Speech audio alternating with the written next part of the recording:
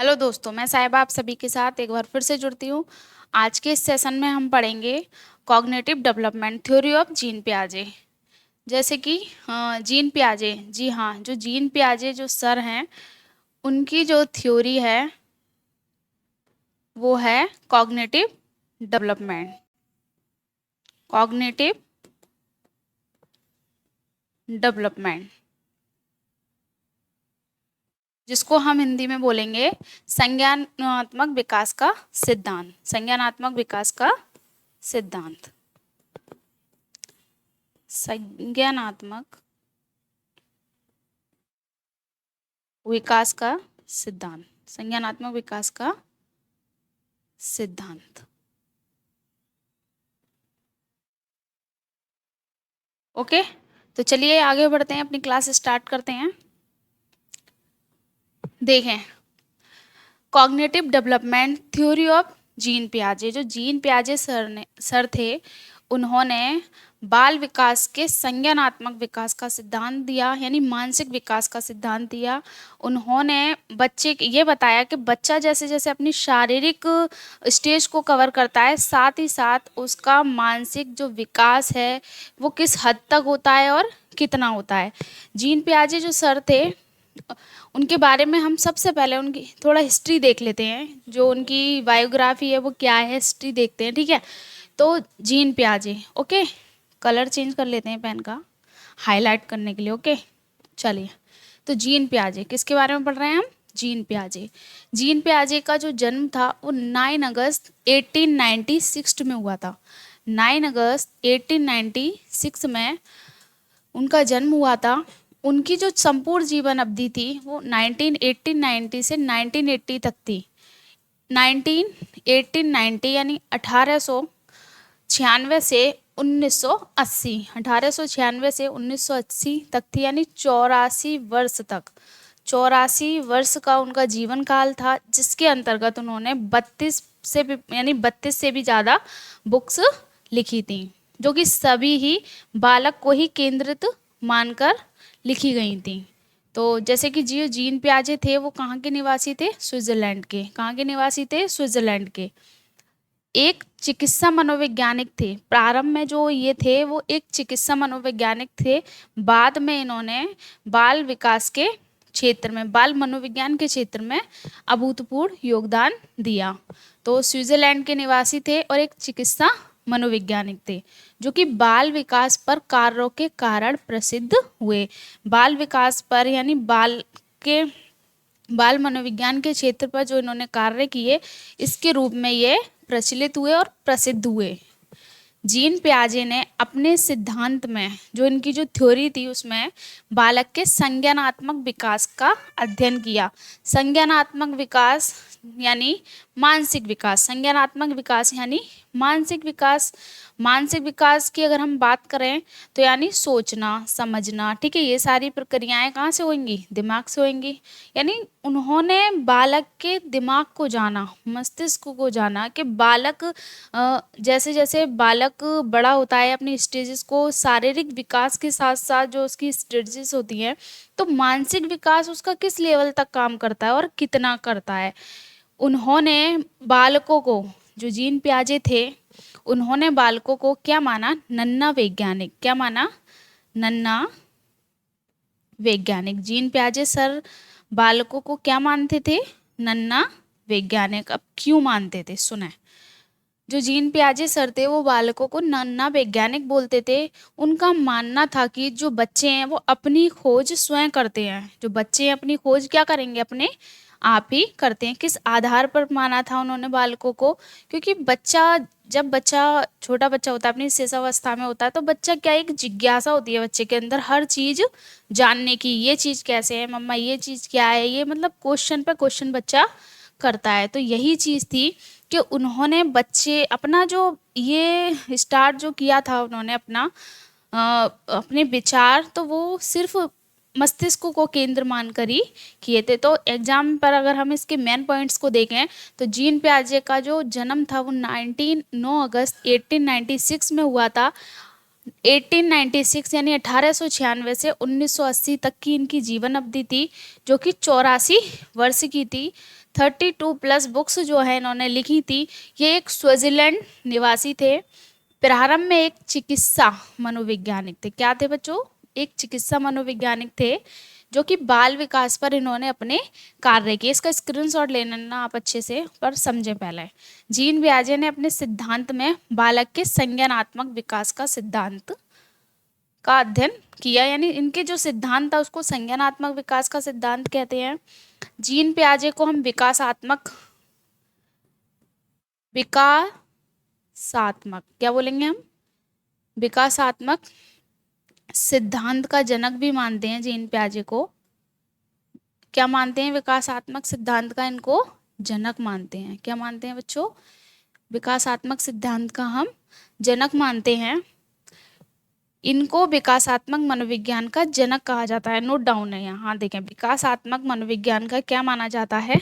जनक भी माना जाता है। इन्होंने अपनी स्वयं के बच्चों पर, हाँ, एक मेन बात ये थी कि जो जीन पियाजे थे वो इसलिए और ज़्यादा प्रसिद्ध हुए कि उन्होंने अपने खुद के बच्चों पर ही निरीक्षण किए। अपने एक खुद के बालक और 2 बालिकाएं यानी 2 पुत्री थी, उन पर इन्होंने निरीक्षण किए, जो कि पुत्र का जो नाम था लॉरेंट था और 2 पुत्री थी ल्यूसिन। क्या बोलेंगे हम इसे? ल्यूसन नहीं, ल्यूसिन, ठीक है, ल्यूसिन और जैकलिन। तो क्या समझे कि जो जीन पियाजे थे उनका जन्म 9 अगस्त 1896 में हुआ था और उनकी मृत्यु 1980 में हुई थी, और 84 वर्ष का जीवन काल था, जिसमें उन्होंने 32+ पुस्तकें लिखी। स्विट्जरलैंड के निवासी थे ये। इन्होंने जो प्रयोग किए थे वो अपने खुद के बच्चों पर किए थे, ठीक है। तो इनको जो है विकासात्मक मनोविज्ञान का जनक भी कहा जाता है। समझ आया अच्छे से? चलिए नेक्स्ट देखते हैं। इन्होंने 1926 में सबसे पहली पुस्तक जो लिखी थी वो थी language and thoughts of the child. सबसे पहली पुस्तक 1926 में जो लिखी थी जीन पियाजे ने वो थी the language and thoughts of the child. इन्होंने लगभग 32 से ज़्यादा पुस्तकें लिखी। इन्होंने कितनी पुस्तकें लिखी? 32 से 84 वर्ष के अपने जीवन काल में 32 से भी ज़्यादा पुस्तकें इन्होंने लिखी थी। तो कुछ इम्पोर्टेंट बुक्स हैं जो जीन पियाजे सर की हैं, इनको आप देखें और ये एग्जाम में पूछी भी जाती हैं, इनको अच्छे से आप याद कर लें। सबसे पहली बुक जो है वो psychology of the child, psychology of the child. Next है the language and thoughts of the child, the language and thoughts of the child, the child conception of the world, play dreams and imitation in childhood, psychology and epistemology, behaviour and evolution. Psychology of the child, the language and thoughts of the child, the child conception of the world, play dreams and imitation in child, psychology and epistemology, behaviour and evolution. These books are very important for your CTET exam. Okay, तो चलिए इन books को आप अच्छे से याद कर लें, screenshot ले लें इसका, और प्लीज़ कमेंट सेक्शन में कमेंट जरूर करें। नेक्स्ट देखते हैं संज्ञानात्मक विकास, कॉग्निटिव डेवलपमेंट। अब हम देखेंगे यहाँ मीनिंग संज्ञानात्मक विकास यानी कॉग्निटिव डेवलपमेंट, जो कि किससे जुड़ा है भाई? मस्तिष्क से। ये जो माइंड इमेज आपको दिख रही है इसमें देखें कि जो संज्ञानात्मक विकास है यानी क्या? मस्तिष्क से। सब कुछ इसके इर्द गिर्द घूमता है मस्तिष्क के। अगर हम इसके तुरंत इसको देखते ही 3 वर्ड्स जो है हमें याद आ जाते हैं कि head, mind and thinking. HMT, head, mind, thinking. ये सब क्या है? ये जो चीज़ें हैं ये सब मस्तिष्क की प्रक्रियाएं, यानी संज्ञानात्मक विकास यानी मानसिक प्रक्रिया। बच्चे का जो भी मानसिक प्रक्रियाएं बच्चा करता है वो सब किस प्रकार मानसिक रूप से बच्चा सीखता है, यही सब का अध्ययन हम संज्ञानात्मक विकास के अंतर्गत करते हैं। तो संज्ञानात्मक विकास जो है, विकास से तात्पर्य बच्चे के सीखने और सूचनाओं को संसाधित करने के तरीकों से हैं। संज्ञानात्मक विकास से तात्पर्य बच्चों के सीखने और सूचनाओं को संशोधित करने के तरीके से है। अब जनरली यानी इजी लैंग्वेज में समझें कि जो संज्ञानात्मक विकास है वो क्या है। संज्ञानात्मक विकास जो है, बच्चा जैसे जैसे चीज़ों को सीखता है और सीखने के बाद जो भी उसके पास सूचनाएं इकट्ठी होती हैं उनको संशोधित यानी इकट्ठा करने, कलेक्ट करने और उनको अपने माइंड में संशोधित करने के तरीकों से है। यही है संज्ञानात्मक विकास, जो कि जीन पियाजे का है। ओके, चलिए नेक्स्ट देखते हैं। Major concept. मेजर कॉन्सेप्ट में क्या समझेंगे? मेजर कॉन्सेप्ट, इसमें ये देखो, ये वर्ड आता है सबसे पहले आपके सामने, स्कीमा, जो कि आपने अगर एग्जाम दिए हैं और पहले यानी प्रीवियस ईयर दिया है तो स्कीमा जो वर्ड्स है आपको देखने के लिए मिले होंगे, क्योंकि स्कीमा ये जो जीन पियाजे है उनका जो सिद्धांत है उसके कुछ वर्ड्स हैं, जैसे स्कीमा हो गया, अडेप्टेशन हो गया और एजिमिलेशन और एकोमोडेशन, के जो वर्ड हैं ये इनके सिद्धांत के वर्ड हैं। अगर इसको समझना है तो इन वर्ड को अच्छे से आपको मीनिंग को इनको समझना पड़ेगा। अब जैसे स्कीमा है, ठीक है, अब स्कीमा क्या है? What is schema? पियाजे ने स्कीमा को बुद्धिमान व्यवहार का बुनियादी निर्माण खंड यानी ज्ञान को व्यवस्थित करने का एक रूप कहा है। ज्ञान को, किसको? ज्ञान को, नॉलेज को व्यवस्थित करने का यानी नॉलेज को व्यवस्थित करने का, रखने का, इकट्ठा करने का। सुने, स्कीमा जो है वो क्या है? स्कीमा यानी जिस तरह बच्चे के माइंड की एक चिप समझ लो। जब बच्चा पहली बार किसी भी चीज को देखता है, स्कीमा क्या है? जब बच्चा पहली बार किसी भी चीज, इसको थोड़ा थिन करते हैं हम, ठीक है। जब बच्चा पहली बार किसी भी चीज को देखता है, ठीक है, किसी भी वस्तु को देखता है, तो उसके दिमाग में क्या होता है? एक इमेज क्रिएट होती है। वस्तु को देखता है तो उसके दिमाग में क्या होती है? एक इमेज क्रिएट होती है। ओके, क्या होती है? एक इमेज बन जाती है। जब बच्चा कुछ भी देखता है, ठीक है, देखा उसने और उसने किसी से पूछा ये क्या है, ये मम्मी पापा से, अपने पेरेंट्स से, तो पेरेंट्स ने जवाब दिया ये वस्तु है, तो उसकी नाम के साथ साथ बच्चे के माइंड में एक इमेज सेट हो जाती है जो कि वो कभी नहीं भूलता। और जैसे फर्स्ट टाइम जो बच्चा स्कीमा है ही वही कि बच्चे ने जो कुछ भी सबसे पहले देखा, सबसे पहले जाना, तो वही उसके जो स्कीमा है उसमें सेट हो जाता है विद इमेजेस, ठीक है। अब जैसे बच्चे ने ये देखो, आपको कुछ इमेज दिख रही है, मोबाइल फोन। जब बच्चा मोबाइल फोन को जानता नहीं है, ठीक है, सबसे पहली बार भाई बच्चे ने सबसे पहली बार जब फोन को टच किया तो पूछा ये क्या है मम्मा? मम्मा ने बोला बेटा ये मोबाइल है। क्या है ये? मोबाइल। क्या है बेटा? ये मोबाइल, ठीक है, ये मोबाइल है। ओके, तो अब बच्चे के दिमाग में सेट हो गया कि ये क्या है? एक मोबाइल, ऐसे ऐसे चलता है, मोबाइल है, ठीक है।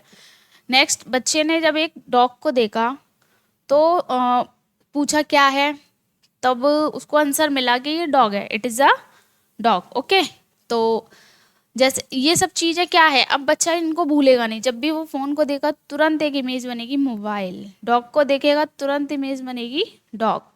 तो स्कीमा में ये चीज़ सेट हो जाती हैं।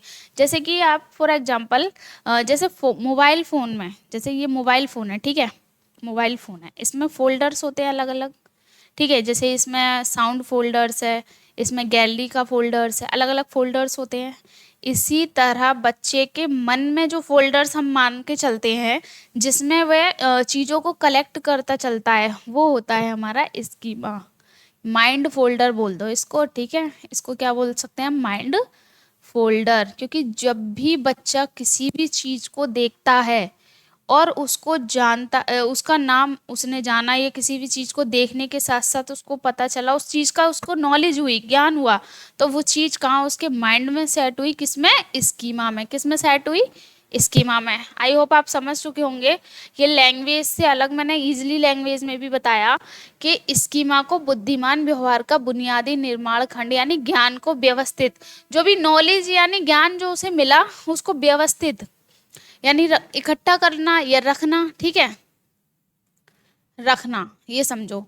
तो बच्चे को जो भी नॉलेज हुई, जो ज्ञान हुआ, उसको एक स्टोर जो उसने किया वो स्कीमा में होता है। ओके, नेक्स्ट देखते हैं अडेप्टेशन। नेक्स्ट वर्ड है हमारा अडेप्टेशन यानी अनुकूलन।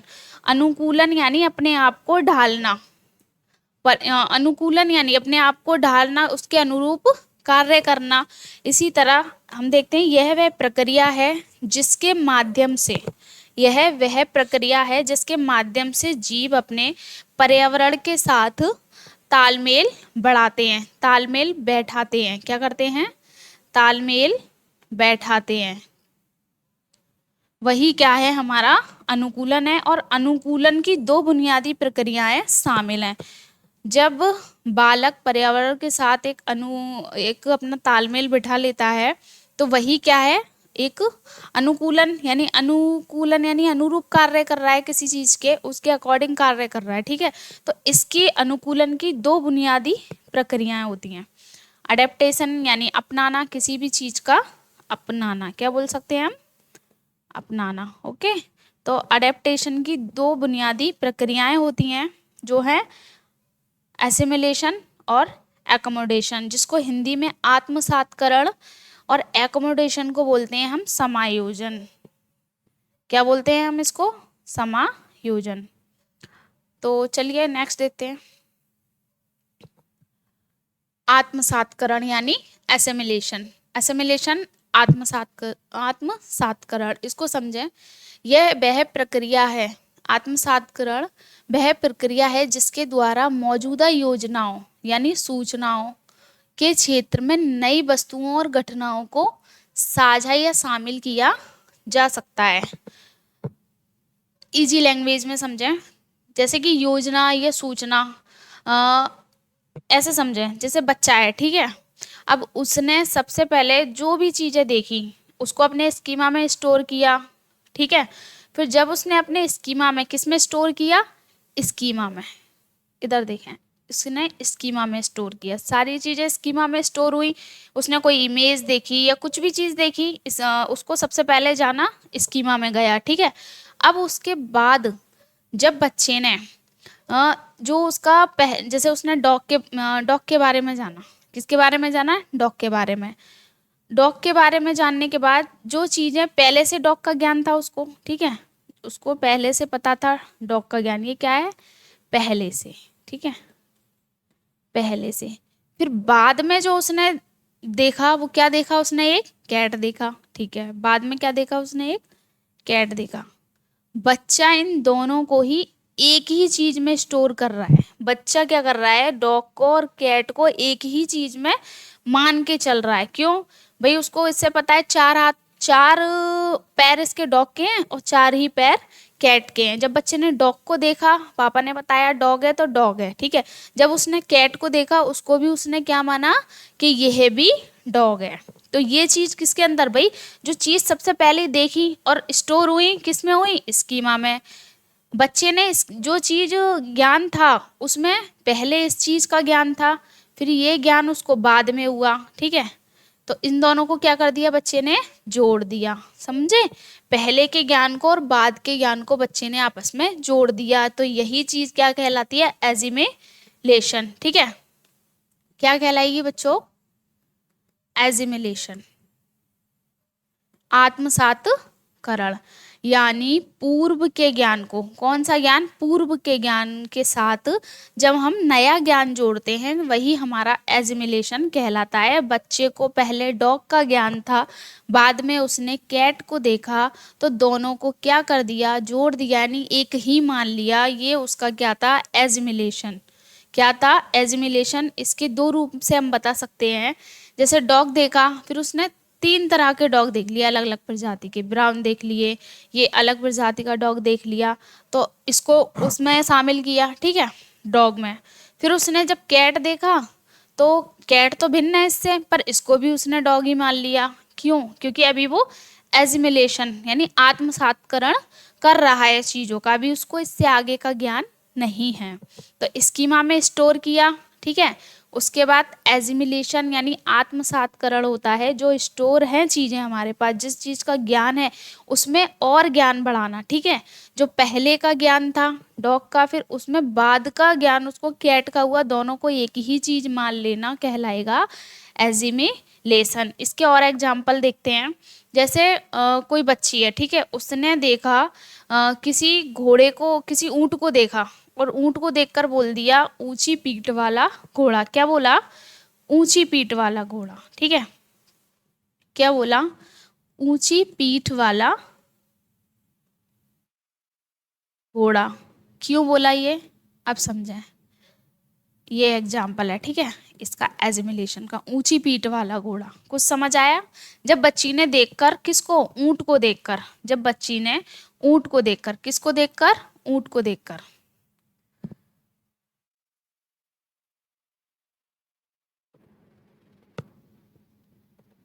ऊंट, किसको देखा बच्ची ने? ऊंट को देखा।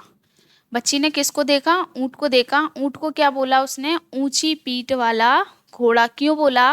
क्योंकि बच्ची ने पहले घोड़े को देखा था। किसको देखा था?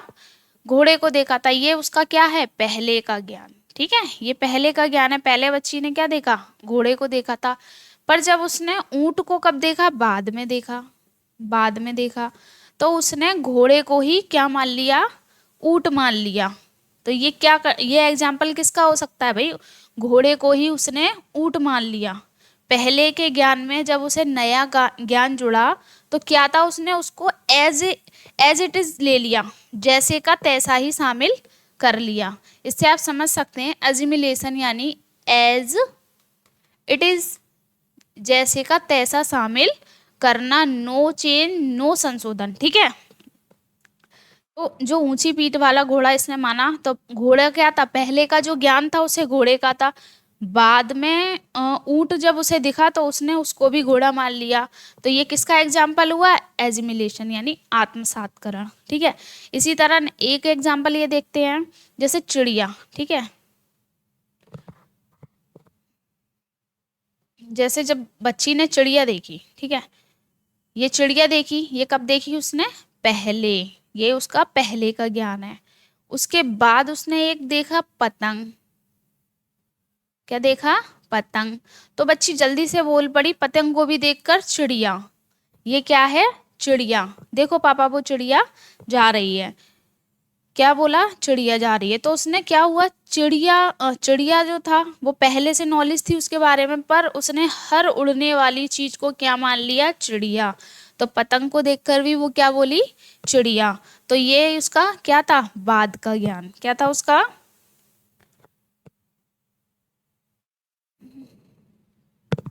क्या इशू आ रहा है इसमें? हाँ, चिड़िया, यानी बाद में जो उसे दिखा था वो था पतंग, ठीक है। तो ये उसका बाद का ज्ञान, यानी नए ज्ञान जो पूर्व ज्ञान है उसके साथ नए ज्ञान को जोड़ना ही क्या कहलाएगा? एजिमिलेशन। तो आई होप आपको ये समझ आया होगा कि, और ये एग्जाम्पल भी इम्पोर्टेंट है कि ऊंची पीठ वाला घोड़ा ये एजिमिलेशन का है और ये भी एजिमिलेशन का है। ओके, नेक्स्ट है समायोजन यानी एकोमोडेशन। समायोजन यानी एकोमोडेशन। अगर हम एकोमोडेशन की बात करें तो यह एक वह प्रक्रिया है जिसके द्वारा नई वस्तु या घटना को संशोधित किया जाता है। जो ज्ञान प्राप्त हुआ है उसको बच्ची एज इट इज ना लेकर उसमें कुछ चेंजेस कर कर समाहित कर रही है। यानी उसने, अब जैसे कि इस एग्जाम्पल को देख लेते हैं। जब डॉग को डॉग बोला, कैट को भी डॉग बोला, तो इसमें करेक्शन किया भाई, बताया किसी ने कि ये कैट है और ये डॉग है। फिर आगे से जब बच्ची बोल रही है, कैट को कैट बोल रही है और डॉग को डॉग बोल रही है, तो क्या हुआ? परिवर्तन आया, बदलाव आई और चेंज आया। तो ये चीज़ क्या हुई? उसके माइंड में एक सेट हुई कि इसकी माँ में गई कि ये डॉग है और ये कैट है। तो ये चीज़ क्या कहलाएगी? एकोमोडेशन यानी समायोजन। ये वह प्रक्रिया है जिसके द्वारा किसी नई वस्तु, ठीक है, नई वस्तु या घटना को संशोधित किया जाता है। जैसे चिड़िया का ज्ञान पहले था, बाद में पतंग को देखकर भी वो चिड़िया बोलने लगी, पर बाद में बताया है कि ये पतंग है, फिर आगे से पतंग को पतंग और चिड़िया को चिड़िया बोली। तो ये क्या है? एकोमो एकोमोडेशन। तो आपको ये एक ईजिली लैंग्वेज में बोला था मैंने, यानी समझाया है, तो आई होप आपको समझ आया होगा। चलिए नेक्स्ट देखते हैं। संतुलन, इक्विलिब्रेशन। संतुलन यानी इक्विलिब्रेशन यानी बैलेंस। क्या बोल सकते हैं हम? बैलेंस। अब ये बैलेंस किस में है? जो पीछे ही दो चीजें पढ़ी थी, आत्मसातीकरण और समायोजन, ये दोनों के बीच में जब बच्चा बैलेंस करना सीख जाता है, वही क्या है? एक संतुलन। संतुलन, आत्मसातकरण और समायोजन, समायोजन और आत्मसातकरण, असिमिलेशन और एकोमोडेशन की प्रक्रिया में आने वाली संज्ञानात्मक स्थिरता। संज्ञानात्मक स्थिरता जब बच्चे में आती है तो उसी को ही हम संतुलन बोलते हैं। यानी आत्मसातकरण, जब बच्चा चीज़ों को, हर चीज़ों को एक दूसरे में ना जोड़कर अलग अलग चीज़ों को समझने लगता है, वही चीज़ है equilibration. Okay, the cognitive stabilities of balance arrived by the processes of the assimilation and accommodation is the equilibrium obtained. Okay, तो जब बच्चा चीज़ों को अलग अलग समझने लगता है कि ये कैट है, ये डॉग है, ठीक है, ये कैट है, ये डॉग है, ये रैबिट है। अब ये ना कर कर के चार पैर इसके हैं, चार पैर इसके हैं, तो सबको एक ही मान ले, ऐसा नहीं। वो किस में करता है? वो असिमिलेशन में जब होता है ना, उसमें करता है। किस में करता है? एसिमिलेशन में। ठीक है, जब चीज़ों को अलग अलग करना सीख जाता है तो वो कहलाता है एकोमोडेशन। क्या कहलाता है? एकोमोडेशन। Okay, accommodation. ये दोनों ही जब आपस में इक्वल हो जाते हैं तो बनता है एक बैलेंस, जिसको बोलते हैं हम इक्विलिब्रेशन। क्या बोलते हैं? इक्विलिब्रेशन। ओके, समझ आया? अब बच्चा हर चीज को एक अलग तरीके से ले रहा है, किसी को किसी में मिक्स नहीं कर रहा। वॉइस के अकॉर्डिंग चीज़ों को समझ रहा है। कैट की वॉइस से कैट को समझ रहा है, डॉग की वॉइस से डॉग को समझ रहा है।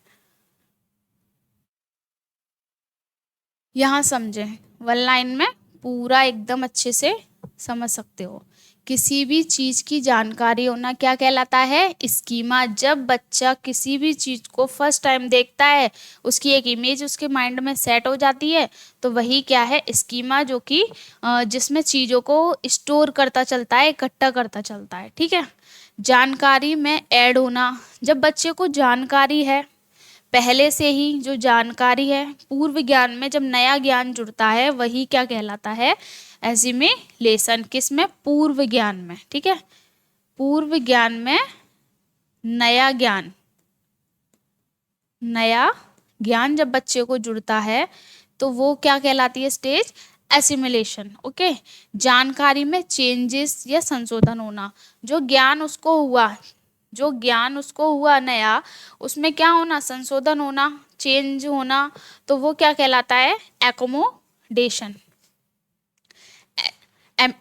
एसिमिलेशन एंड एकोमोडेशन को समझना, इनमें संतुलन बनाना कहलाता है। जब बच्चा एसिमिलेशन एकोमोडेशन को समझ जाता है, चीज़ों को अलग अलग समझ जाता है, यही चीज़ क्या कहलाती है? संतुलन यानी इक्विलिब्रेशन। ओके, किसी भी चीज़ का सबसे पहले देखना, स्कीमा में सेट हुआ बच्चे के, नेक्स्ट फिर जब उसने चीज़ों को जाना और जानकारी में जानकारी ऐड होती चली गई बिना किसी चेंजेस के, बच्चा जैसे का त्यों ही चीज़ों को जानने लगा, तो वो चीज़ होती है एसिमिलेशन। जब चीज़ों को अलग अलग करके जानना है बच्चा, तो वो होता है एकोमोडेशन। जब दोनों ही प्रक्रियाओं को आपस में देखते हैं और बच्चा चीज़ों को अच्छे से अलग अलग करने लग जाता है, वो चीज़ कहलाती है इक्विलिब्रेशन। तो ये सारी बेसिक जानकारी है जो कि यहाँ तक हो गई। ठीक है, नेक्स्ट है विकास की अवस्थाएं, डेवलपमेंट स्टेजेस। जीन पियाजे ने विकास की 4 अवस्थाएं दी थी, जो कि इस प्रकार हैं। संवेदी पेशीय अवस्था, जिसको बोलेंगे सेंसरी मोटर स्टेज, जो कि 2 वर्ष 0 से 2 वर्ष। जो सेंसरी मोटर स्टेज जो है, इसको संवेदी पेशीय अवस्था, हिंदी में तो इसके कई नाम हैं, ठीक है, पर इंग्लिश में इसके नाम जरूर याद रखें क्योंकि कभी भी कन्फ्यूजन नहीं होगा। सेंसरी मोटर स्टेज, जो कि 0 to 2 वर्ड्स होती है।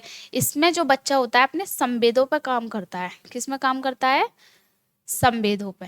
ठीक है, क्योंकि देखो सकिंग करता है, सबसे पहला काम बच्चे का इसमें होता है सकिंग करना। ठीक है, सकलिंग करना यानी चूसना, यही करता है। ठीक है, ये सब क्या इंद्रियों पर हो रहा है। और जैसे कि जब बच्चे को किसी गर्म चीज पकड़ाई जाती है, ठीक है, तो जब उसको ऐसा महसूस होता है कि हाँ उसको कुछ हुआ, तो क्या है फिर नेक्स्ट टाइम से वो बच्चा नहीं करता, या गर्म बोतल पकड़ लेता है, या गर्म पानी में हाथ चला जाता है। ये सब क्या है, जो सीख रहा है वो चीज कैसे सीख रहा है, बताने से तो नहीं सीखा, कैसे संवेदों से सीख रहा है वो।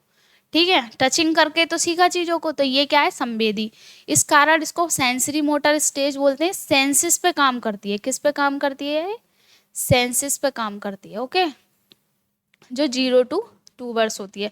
नेक्स्ट है पूर्व संक्रियात्मक अवस्था, जिसको बोलते हैं प्री ऑपरेशनल स्टेज, जो कि 2 से 7 ईयर्स तक होती है। 2 से 7 ईयर्स तक होती है। इस स्टेज को हम कमी मान सकते हैं कि बच्चे में जितनी भी कमियां होती हैं ना, सब हमें इसी स्टेज में देखने के लिए मिलती हैं। इसको हम लैक ऑफ लॉजिक भी बोल सकते हैं। ठीक है, लैक ऑफ लॉजिक, क्योंकि बच्चा जो है किसी भी तरह का कोई लॉजिक इस स्टेज में नहीं करता, किसी भी तरह का कोई लॉजिक इस स्टेज में नहीं कर पाता। सिर्फ सारी कमियां जो है इसमें देखने के लिए मिलती हैं। और जो भी कमियां जो होती हैं वो किस में कवर होती हैं, किस में सही होती हैं? कॉन्क्रीट ऑपरेशनल स्टेज में, जो कि 7 to 11 है, जिसको हम बोलेंगे मूर्त संक्रियात्मक अवस्था। कॉन्क्रीट में होता है बच्चा, तो जो है सारी जो भी कमियां जो होती हैं वो कॉन्क्रीट में पूरी होती हैं। इसमें जैसे बच्चा अपलटावीपन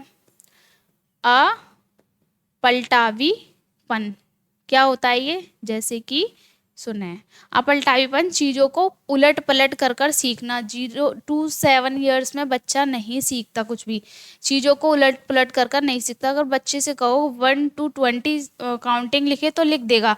अगर हम बच्चे से कहें कि काउंटिंग को उल्टा कर लिखो तो नहीं लिख पाएगा। नहीं 2 + 2 बता देगा, ठीक है, 2 + 3 बता देगा, 3 + 2 बताने में नहीं बता पाएगा। नहीं, चीज़ों को उलट पलट नहीं कर सकता। और ये जो चीज़ है, ये कमी है, वो मूर्त संक्रियात्मक अवस्था यानी कॉन्क्रीट ऑपरेशनल स्टेज में पूरी होती है। इसमें बच्चा क्या कर सकता है? लॉजिक भी कर सकता है। ठीक है, लॉजिक यानी तर्क भी करने लगता है। नेक्स्ट है अमूर्त संक्रियात्मक अवस्था, जिसको हम फॉर्मल या एब्स्ट्रैक्ट ऑपरेशनल स्टेज बोलते हैं। 11 to above होती है ये स्टेज जो है मानसिक विकास की उच्च स्तर माना जाता है। संज्ञानात्मक विकास का सबसे ऊंचा जो स्तर माना है जीन पियाजे ने, वो इसी को ही माना है। जीन पियाजे ने सबसे ऊंचा जो स्तर माना है संज्ञानात्मक विकास का, वो किसे माना है? इसी स्टेज को माना है फॉर्मल एब्स्ट्रैक्ट ऑपरेशनल स्टेज, जो कि पूर्णतः एब्स्ट्रैक्ट पर कार्य करती है, यानी भावनाओं पर, या जो चीज़ कल्पित है, जिनको नहीं बच्चा देख पा रहा है, उस पर भी ये स्टेज में बच्चा कार्य करने लगता है। बच्चे के अंदर एक पूर्ण रूप से समझ आ जाती है। जब बच्चा 11 to above होता है, चीज़ों को अच्छे से समझने लगता है और तार्किकता पर भी कार्य करने लगता है। तो ये सारी जो स्टेजेस हैं ये जीन पियाजे की हैं। अब इसमें जो और भी डीपली हमें पढ़ना है, इनमें जो विशेषताएं हैं कि बच्चा सेंसरी मोटर जो स्टेज है बच्चा, उसमें क्या क्या चीज़ें हैं, क्या करता है, और आगे काफ़ी डीपली हमें पढ़ना है। तो इस क्लास के बाद हम नेक्स्ट दूसरी क्लास होने वाली है इसकी, तो आप उसको ज़रूर देखें। मिलते हैं नेक्स्ट क्लास में, तब तक के लिए बाय बाय।